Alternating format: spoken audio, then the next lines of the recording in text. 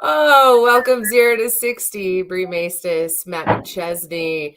Matt, you should have taken that anytime Cortland Sutton touchdown that I told you to take because it was the only touchdown by the Denver Broncos. How are you this morning? I'm really good. I did take that. I did. I took the You Broncos did? to score. Yeah, but I also took the over. And then I took Hawkinson for Minnesota to score, and Olsen scored the other guy. So, but it's All okay. right. He's got a dub. That shit last night was so dope.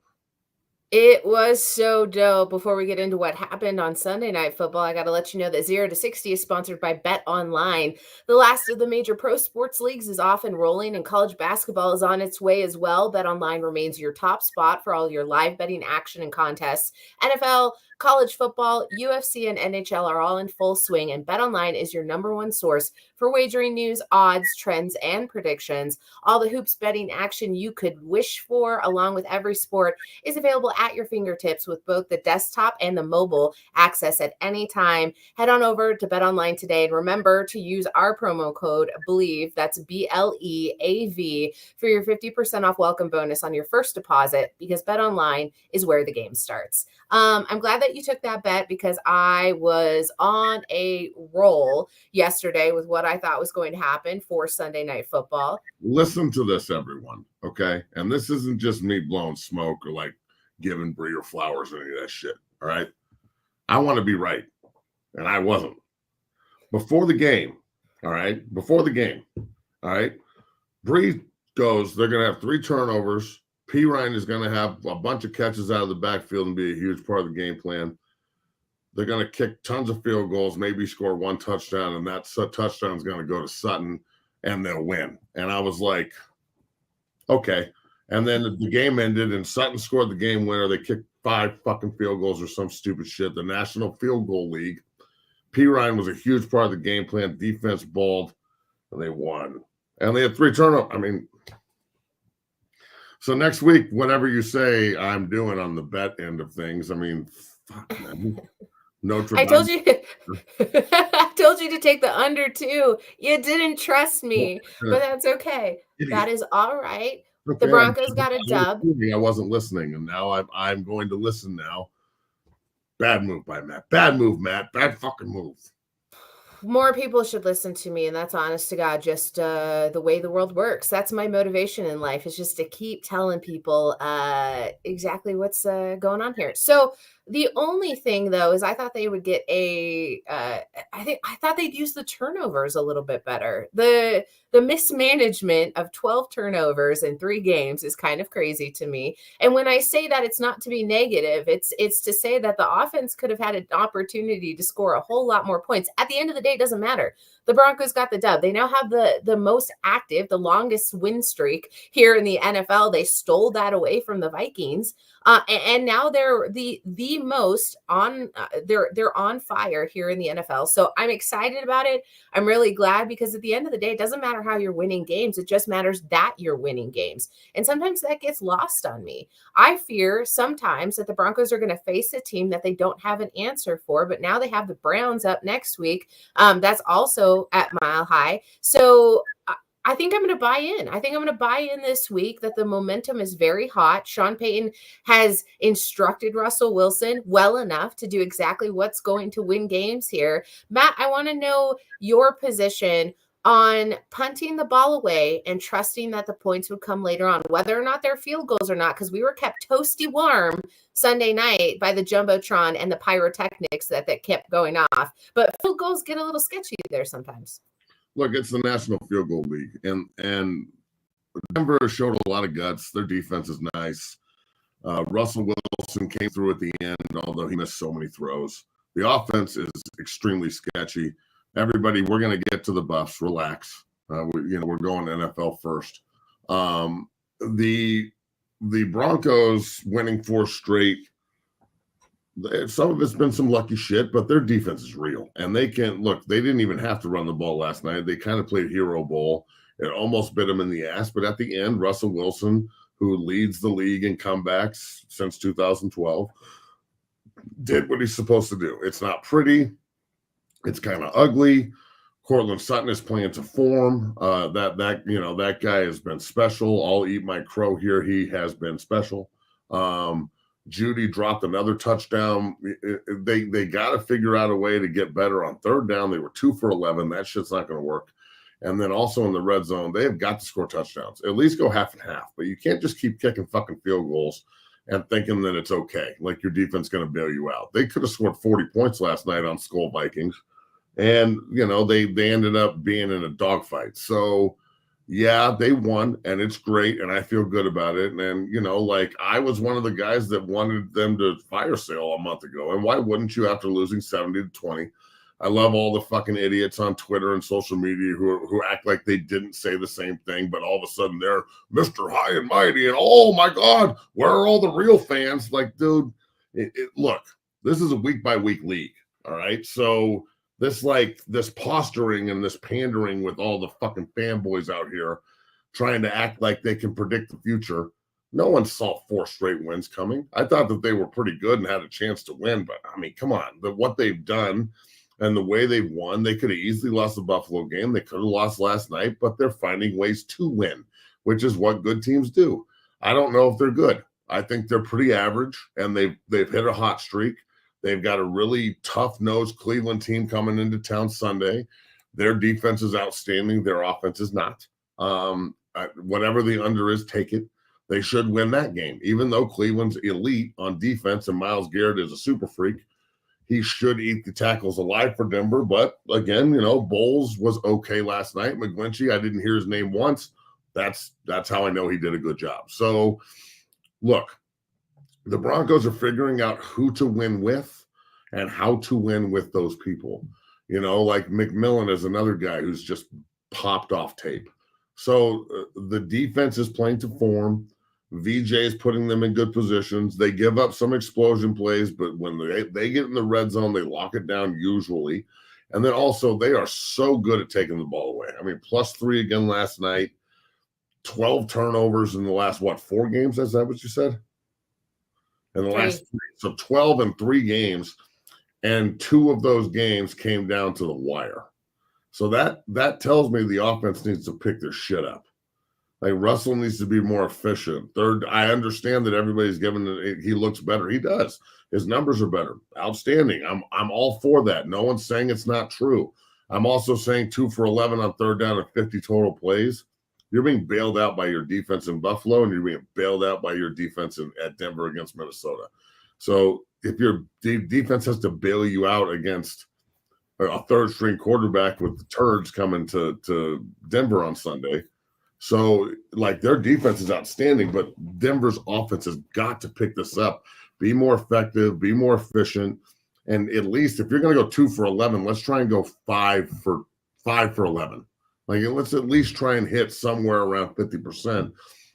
That's respectable, honestly. So they've got a lot to fix. But look, this is way easier to deal with after a dub. I mean, that shit last night was fire. The atmosphere was kick-ass. The national anthem had me crying. The fucking Jumbotron's dope. Ferguson was out there fucking yucking it up and talking shit, and it was awesome. I mean, the Skull Viking fans were talking all that shit, and at the end they had to eat it and go home. It didn't start raining until we left. That was the best part. So last night was pretty special, and I can only imagine what a playoff atmosphere would be like at Mile High. I doubt they host a playoff game, honestly. But look, if Kansas City loses tonight, you find yourself 1.5 games out of the lead in the West. So crazier shit has happened. That's all I'm saying. Well, Jay Sims, Patrick Surtain, both dialed in. They had 2 opportunities to take the ball away, so it would have been 5 turnovers. The Broncos ran the ball for a total of 46 yards, but honestly, at the end of the day, if you don't have to get that going, you don't need to push the rock down the field in that capacity, then you don't need to do it. Pass protection was brilliant. I think the offensive line did well. I am not going to doubt their abilities next week against the Browns, although do they have the opportunity to play down? They were able to basically snuff out the fire of Josh Dobbs, which brings me to my next line of topics here, and we'll get to the Buffs right after this, but the NFL is investigating Kareem Jackson for his hit on Josh Dobbs. To be honest, I was shocked that there was not a flag thrown on that play. not because I thought it was dirty, but because of course there was going to be a flag. So Kareem Jackson has not only been fined over $100,000, he's been ejected from games, he's been suspended this season. And Matt, unfortunately, this probably spells the end of his season if the NFL decides to take action. Now, in the replay of the hit, we've talked about this a lot on how the NFL speed is really hard to break it down to still frames and clips of what's going on. Kareem Jackson had his hands down. He led. His helmet hit his shoulder. I guess there was a little bit of a gleam from Josh Dobbs' face mask, but you know my stance on this. I very much so am Team Kareem Jackson, free KJack at this point. How do you feel about the notion that the refs didn't throw a flag and now the NFL is taking matters into their own hands? Okay, so look, we both watched Josh Dobbs elude 4 or 5 sacks last night. Slippery as shit. I mean, he's ridiculous. He was in and out. I mean, the guy is super slippery. I mean, I called him Earthworm Jim last night for a reason. Okay, he is everywhere. He can go from here to there in a hurry. So that kid is elite, man. He can play. And I know he made some mistakes last night. He'll learn, but I'm telling you, you give him some like foundation in an off season instead of 2 weeks, I think he's going to be pretty good. I think Kareem Jackson, just brother, if they suspend you, just retire. You don't need this shit anymore in your life. They don't want you in the game anymore. If they take disciplinary action, you didn't even have a flag thrown. I mean, bro, at this point, just retire. We love you, and I hate that I'm saying this. It kind of breaks my heart a little bit that he goes out like this, but any Bronco fan that is on the other side of this and siding with the league, you're not really a Bronco fan. Like you're trash. Your opinion's trash. If you're a media member and you're taking the league side on this, you're trash. Your opinion's trash. I mean, KJack is a great football player. He's trying to make a play. Josh Dobbs is super slippery. He's been in and out of, sacks and pressures all night. He got away from everybody on the touchdown run. They're trying to win a 1-point game. And now that we're talking about this again, I'm over it, dog. Like the National Field Goal League has really got to figure out how they want guys to play football, because it's not like the world is going to end every time somebody gets hit hard. I'm so tired of this shit. It's really, really, really, as an ex-player part of the union, it's disgusting. It's fucking disgusting. There has been, I guess, an upheaval of the conversation of hip drop tackles, which obviously this wasn't, but it further strengthens the conversation that defenders have a much more difficult time in the current NFL on how they're supposed to play on the ball, on the player. If your job is to take 250 pounds of man and throw it at another human being in order to stop play, which is the whole point of offense and defense, it's really frustrating to try to come up with the solution, because I think the idea is, okay, what can they do different? And we know Kareem Jackson's hit is a lot different than what that notion is. However, it's frustrating. Go ahead. Logan Wilson can't do anything against Mark. Mark Andrews is 6'5", 265 and runs 4'6", 4'5". He's a fucking animal. Like, we're trying to keep him out of the end zone. Logan Wilson is also huge and a great tackler. How do you want him to do it? You want him to blow, like, not you, just in general. I saw people going after Logan Wilson online. Like, you want him to blow him a fucking kiss and ask him to just take a knee? That's Mark Andrews. We got to get him on the ground. This is a division game. He's not trying to hurt anybody.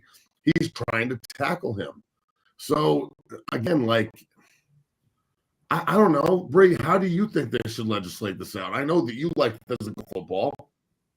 I mean, we can't just – I don't know if we need headhunters anymore, but I also dug that generation of football. I loved it. It was what made me fall in love with football. If I was growing up in this era, and I guess I didn't know any different, cool, but – like, if you know the difference, if you can get on Google in the information age and go watch the way football used to be played, and now you see this, bothers me. I don't know how defensive guys are supposed to play.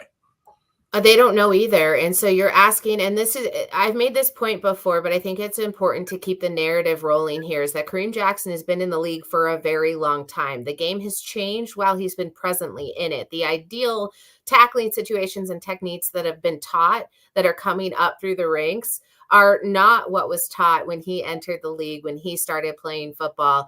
That doesn't excuse anything, but I like TN Gambler's point here, which is what I said to start the segment. Jackson could have been trying to hit his shoulder. These guys are moving so quick, a fraction of a second changes hits dramatically. It does, and it changes the way that the rules are elaborated on and evaluated, and they didn't take a second to relook at that play.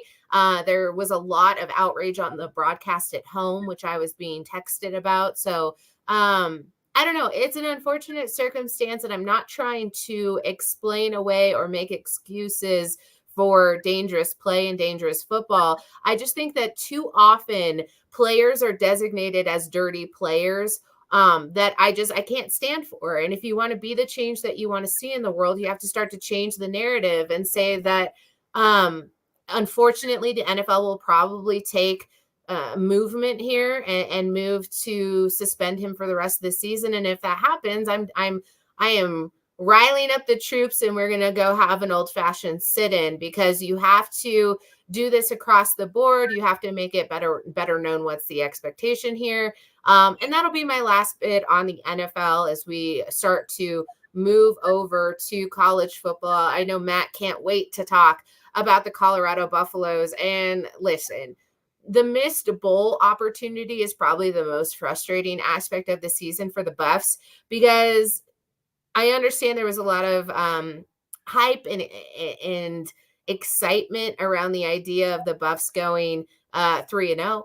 And then things sort of turned. My idea here is that the Buffs started off where people were expecting 4 wins out of them. And I know, Matt, I know you were expecting more, and you will expect more out of this team. How frustrating is it, not only that they miss a bowl opportunity, but how it's come to be, considering the games that they've lost that they shouldn't have necessarily done so. Go ahead. The floor is yours. All right, look, before I go down this hole, okay, I'm going to try not to rant too hard. We've got about 13 minutes left. I'm going to try and use it constructively, okay? It's Christmas time. It's Thanksgiving. Give thanks. Get yourself a shirt. I got a hoodie on.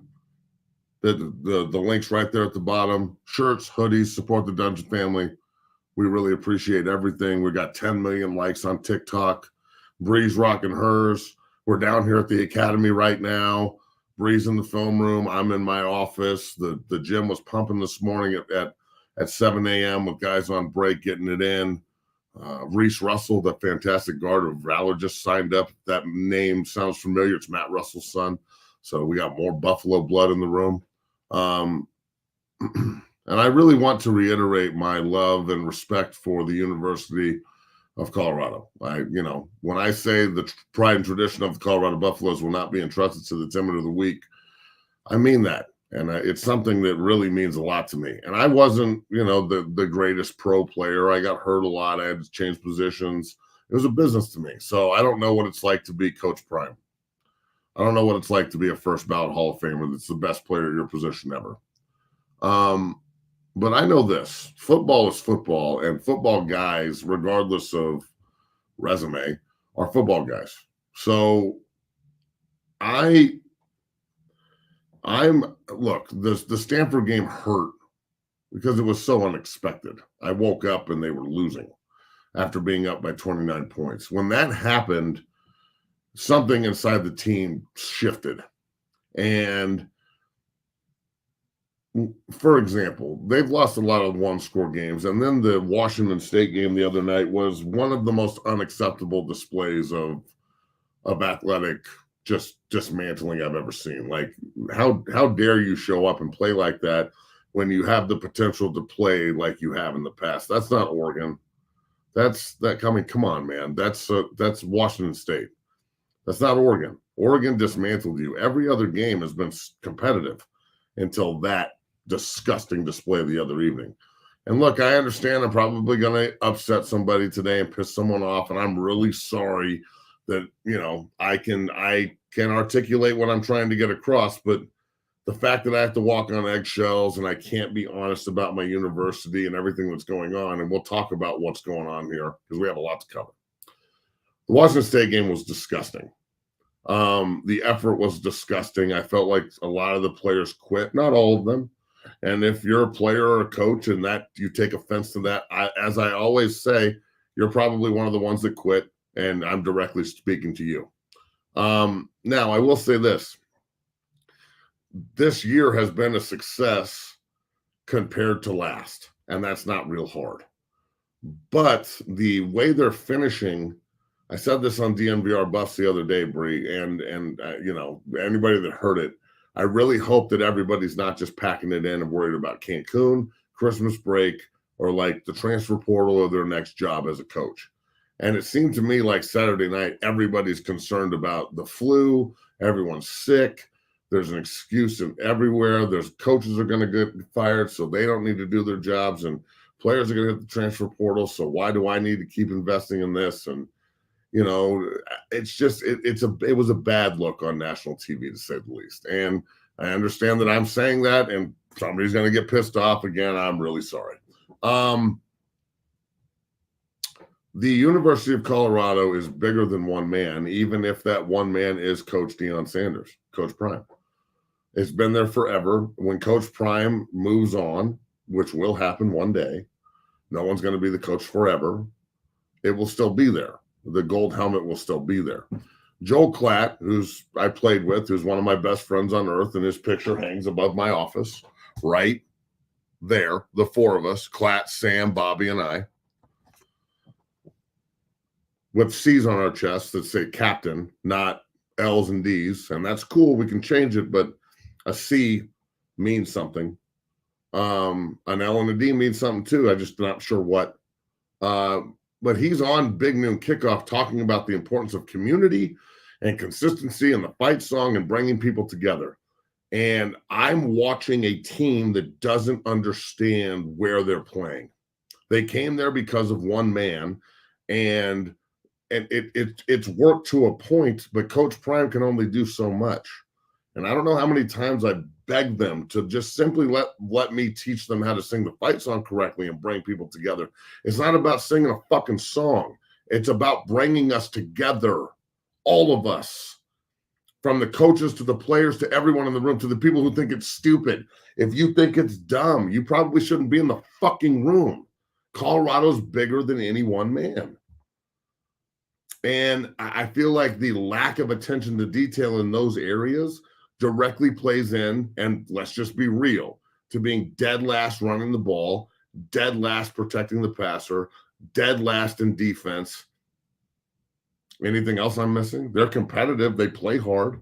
But those three, I mean, you're dead last. And everybody's wondering how they lose Talon Chandler. Talon Chandler, the great offensive lineman from Nevada, Missouri, decommits yesterday and commits to Missouri. He's in my program. He's Dungeon Family. It hurt. I didn't want that to happen. But I'm not here to convince him to stay. I don't work for Colorado. They lose a guy who's been beating the drum for Coach Prime since day one, and he's really concerned about the future. And as a businessman, which every player is that, if you're not, then you're a moron. Everybody's their own LLC. So when he's looking at this, and his father, who's a doctor, is an extremely educated man, and they're all sitting there going, I want to play in the NFL. What's the best route for me to do this? Not playing on a team who's dead last running the ball and dead last protecting the passer. There's nobody on the Colorado offensive line that's being taken seriously for NFL stuff right now. I mean, Savion's one of my guys. I worked with him in the offseason. I think he's a good football player. I don't know what I'm watching. I don't understand how we can be this. You can be that guy and then this guy. I don't understand how those are the same guys. And that goes for all five of them: the coaching, the scheme, the attitude, everything. And again, like the inability to take criticism up there might be the biggest problem. I don't, Bree, in your opinion, and if we have to go longer, we're going longer. So Like, we're going to continue this conversation until the conversation is over. So, like, in my opinion, asking you this question back, Bree, like the inability to take constructive criticism. You're a boss. You run, you know, a division at your job where people have to take orders and do their job, and there's hierarchy. That's important. It is. But the inability to like correct and criticize and coach because everybody's feelings are involved when you're getting beat like this, what does that scream to you?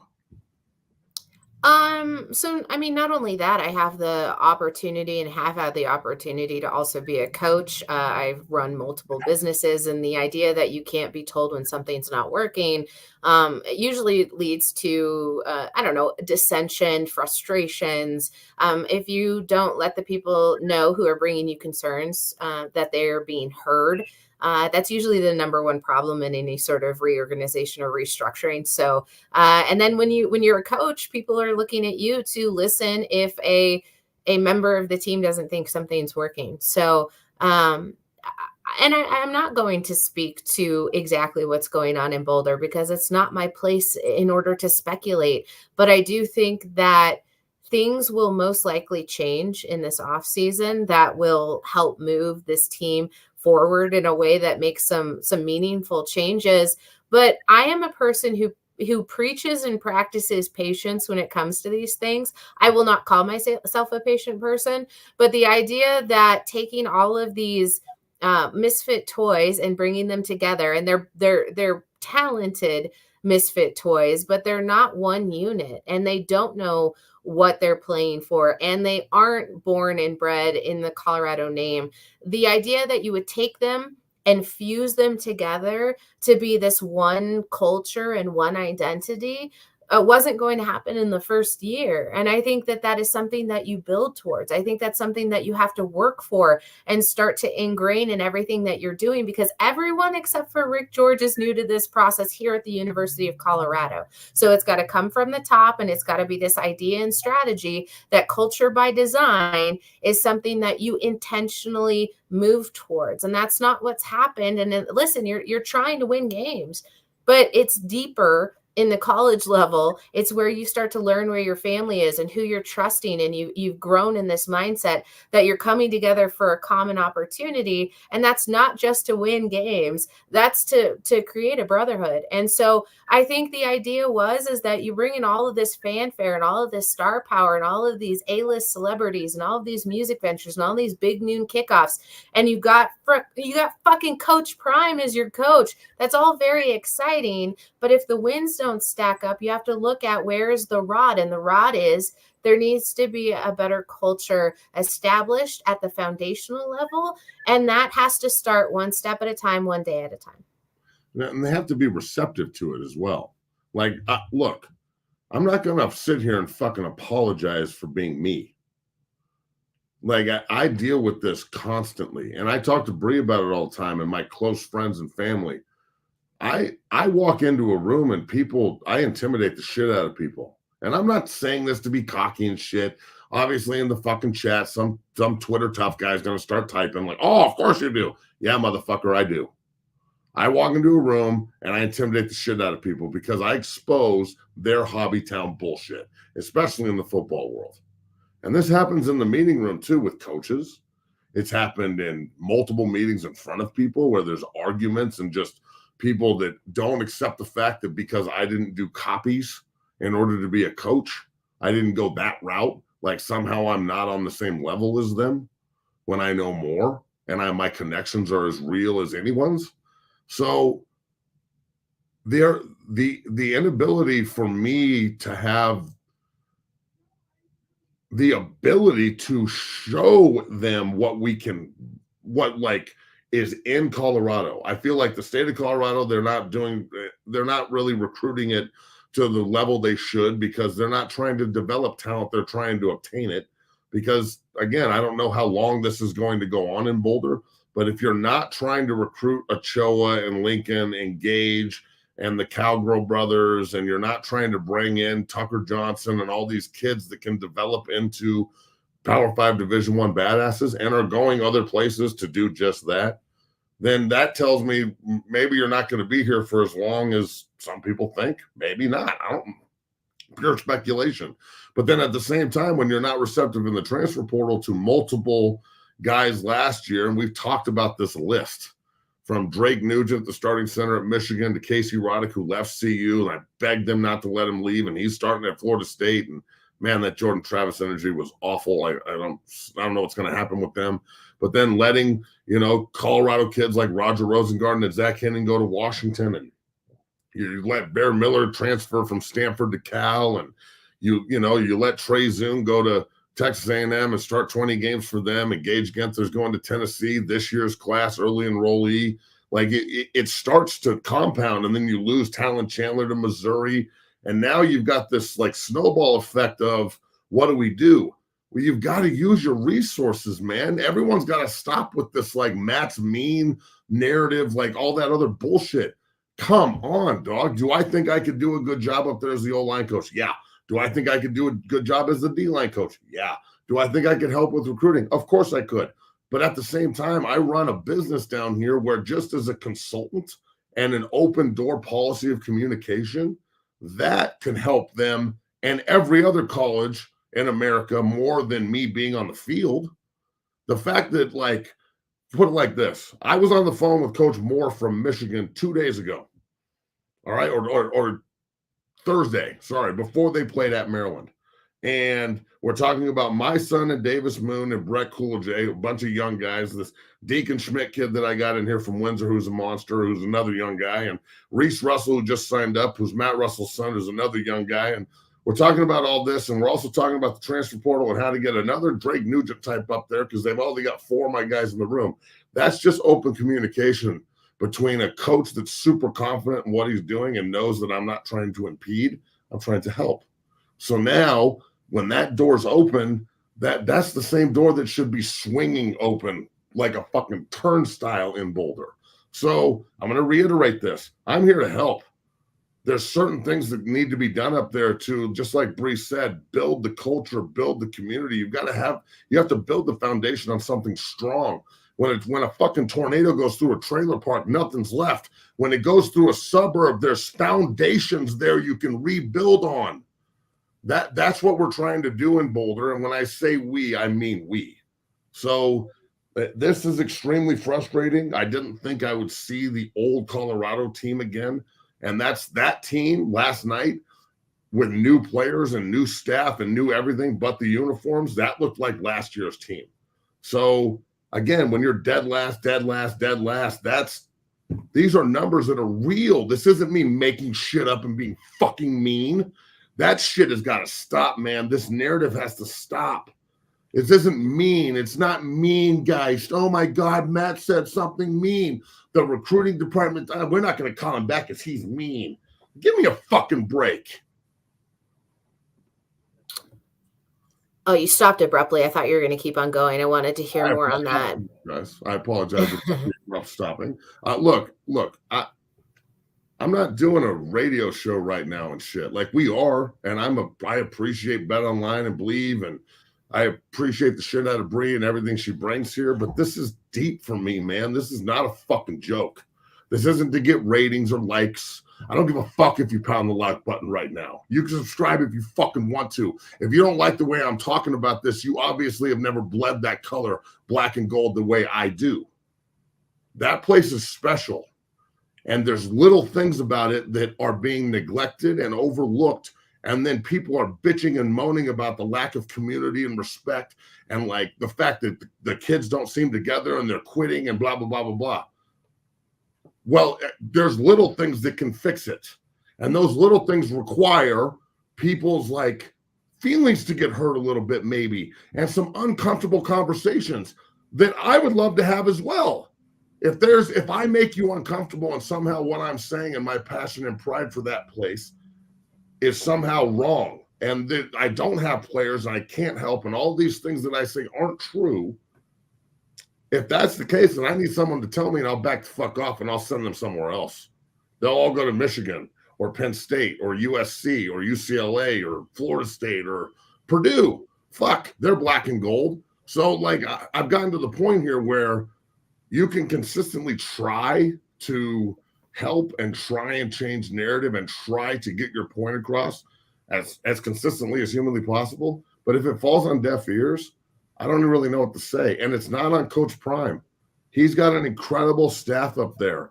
This is what I was talking about with every fucking row in the water. Is everybody still rowing the boat, or are we all just like 1, 2, 3, Cancun? And Coach Prime's sitting there like, fuck, I'm trying to build a program.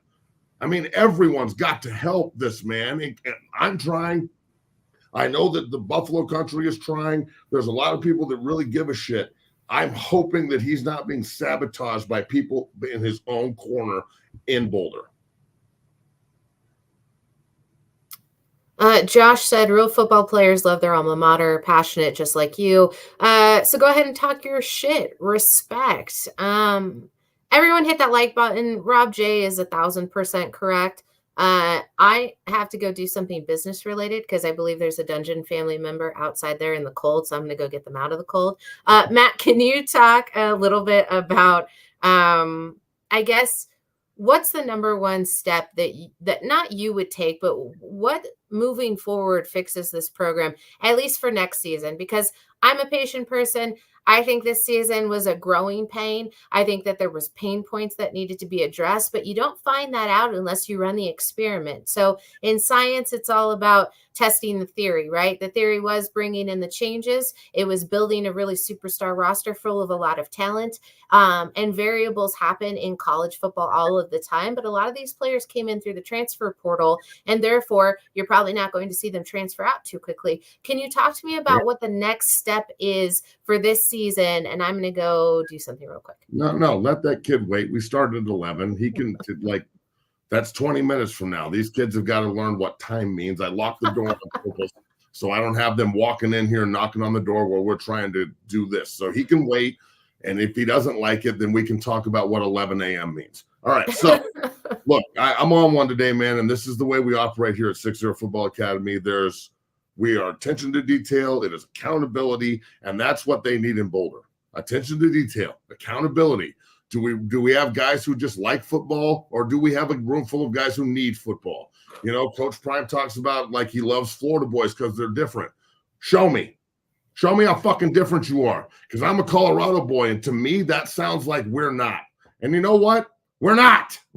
Hobbytown, fucking Denver, Colorado isn't different. There's different dudes here. There's a different mentality with some, but from a grand scheme, it's real hard to build something here unless you're getting every dog, and we don't. So we can't keep the right ones in state, which why would you recruit the wrong ones? So that's a problem. The University of Colorado it's got to figure out a way to merge Coach Prime and the University of Colorado together to be one. Instead of just Coach Prime's Buffaloes, it's just the Colorado Buffaloes coached by Deion Sanders. The gimmick stuff, the superstardom, the fans, the celebrities. I hope that shit's all done. It was nice. It was sexy. It was fun. I bought into it too. I loved it. I loved hanging out with Wu-Tang and Cameron and Kevin Garnett and The Rock and all this other shit. It was dope. Watching Offset after the game was dope. But it's all entertainment. Now there needs to be substance behind the entertainment. Otherwise, it's just bullshit. And again, I'm not calling it bullshit. I'm saying that it's if you don't have substance behind it, that's what everyone thinks. So the University of Colorado now moving into this last game against Utah, they just got dog stomped by Arizona. There's blood in the water. Who are you going to be Friday after Thanksgiving? Are you 1, 2, 3 Cancun and let's just go dress up like football players in Salt Lake City? Or are we going to go out there with some fucking pride and play hard? And just see where the chips fall. Just play hard and try and match effort. And people care. That's going to be a big part of this. When they're going to clean house in the coaching staff, I would guess. There's already recruits that are dropping the program quickly, including Talon Chandler, which broke my heart because he's one of my guys. But again, it's not my fucking job to convince him to go there. I don't coach there. So they need to do a really good job of identifying guys that can come in and coach. Like here, offensive line coach, Chris Nioli, one of the best offensive linemen that's ever played there, has coached in college forever, is an NFL guy. is an analyst right now. Go get Chris Naroli, have him coach. He'll bring in fucking monsters. Who doesn't want to play for him? So like, you get some guys back in the room that have black and gold running through their veins and mix it with the excellent coaches that Coach Prime brings in that he trusts. If Warren Sapp wants to come coach the defensive lineman, who are you bringing with you, Coach Sapp? You can't just bring yourself and expect them to come. You have to bring them with you. So, like, and then what? We're getting rid of Coach Williams? I don't think so. Coach Williams never leaves. He's got a lifetime contract as far as I'm concerned. So, like, the University of Colorado here and Coach Prime have a very unique opportunity to do one of two things. Either prove people right that didn't like this and think it's all just a scam, or prove yourself right, not wrong. No one's right or wrong. Prove yourself right and double down on this and go to work this offseason and like eliminate some of the style and shit. Obviously, we're going to have commercials and that's all well and good. Eliminate the oh my God, look who's here. And let's try and focus that reaction to the fans saying that about the guys on the field and remove Shedeur and Travis because those two are special. I need everybody else to try and match them on the field, but then there's got to be some kind of community and consistency that is gained and then built upon in Boulder where when I say to them, can you even sing the fight song? Do you know the words and why we do it? Have you ever done it correctly? No. And like when I say to you, the pride and tradition of the Colorado Buffaloes will not be entrusted to the Timber of the Week, do you even know what I'm talking about? Do you? Because if that doesn't resonate with you and you don't get goosebumps when it happens and it doesn't fucking make you want to run through a goddamn wall, then maybe you're not at the right place. Maybe you're just there to play football like Colorado owes you something. Colorado doesn't owe anybody shit. You owe the game. You owe the game. It is a privilege to play this fucking game. It is a privilege to play at the University of Colorado for Coach Prime. No one owes you anything. The men in that room need to start acting like fucking men. I'm going to push. Are you sure? That's all. That's just the mic drop. But I'm going to push back just a little bit because I do want to reference something about the entertainment value and the expectation from there, because a lot of what college football has become is the bigger names find the more success, find the more donation money, find the more NIL money, find the more talented rosters, are able to obtain more talent through the transfer portal. And I think that something has to be said for the way in which Coach Prime knows how to build brands. And I think this year was very important. And I know this comes right off. I don't want to take the fire off of what your point was, but I think putting Colorado on the map was not a lost effort here. And I think it's really important to note that now that that's out of the way, it can move forward towards building the rest of that, because I don't think that you have to annihilate all of that in order to get where you want to go. It's just at this point, more wins should be in that column than they are right now. And the frustrating fact is now you have to do all the foundational work now to build it the right way. But listen, Colorado football had all but fallen off the map up until this year, going from one of the very worst programs that you could possibly witness on any given Saturday to being, I guess, the source of frustration for a lot of college football fans, because they had to then say, what has Colorado done to deserve this? Right. Now they get to start to build on that. And I think there's just a frustrating concept of you can't have both at once, right? You can't have your cake and eat it too. That's what Colorado's been trying to do. And I think that they're going to be able to move forward now and build the way that's going to sustain football in the state of Colorado and in Boulder and at Folsom for a long time to come. I'm not saying, is it the right thing to do? No, not necessarily. But I think that you had to start somewhere in order to bring back that vigor, because I would not have watched a football game last year in the stadium, and I love live football. I was not going to go watch the Buffs play football, no matter how much I love the university and the football team and the black and gold. But now I think there's an idea that you've won over Colorado football fans. You've won over college football fans. And now we get to freaking make a name for ourselves and move forward. But Matt, you have the idea on how to do it. You know what needs to be done in order to get them to that football piece of it, right? The entertainment value is one thing. Football is another. And that's exactly what you're talking to. So I think it's just two facets, two sides of the coin. It looks like the chat's fucking loving this. So I want you to keep on going. But there's 200 people in here and you didn't like the stream yet. So now I'm the one threatening you. Matt doesn't need to do it. Like, subscribe, turn your fucking notifications on if you want to see this all the time, but also like the stream if you like what we're talking about. I know my audio is fucked up right now. There's nothing I can do about it, but I'm happy to be here. I'm happy to be having this conversation. I'm glad so many people are enjoying it as well. Matt, we're at like the 45-minute mark. Is there anything else you wanted to add to that? Because I know we're not going to have time to preview Utah because it's Thanksgiving week. So if you just want to maybe give an idea to what to expect for that last game of the season. Yeah, look, we're only going to be on today and tomorrow. Bree and I will be on today and then tomorrow at 10. And then we're going to take, the rest of Thanksgiving off. I'll be posting on social media, obviously. My man Eric Weddle and I have been talking junk back and forth, but it's pretty respectable. That's one of my best friends. So, look, I think this is a really tough one. We're going to talk more about it tomorrow, but going to Salt Lake City is hard. That's a hard draw. So I don't expect them to go win, but I do expect them to play hard and play like men and go give a shit. That's all. I just want to see the give a shit factor go through the roof. That's all. And look, I understand that I'm fiery, but I'm not going to sit here and apologize for being who I am. Thank God I am the way I am because I don't know anybody else like me. And you know what? It's what it is. You can't do what I do, so let's roll. I'm out. See everyone tomorrow. Is that how you ended the show? That's how I'm done. Mic drop this bitch. I'm out.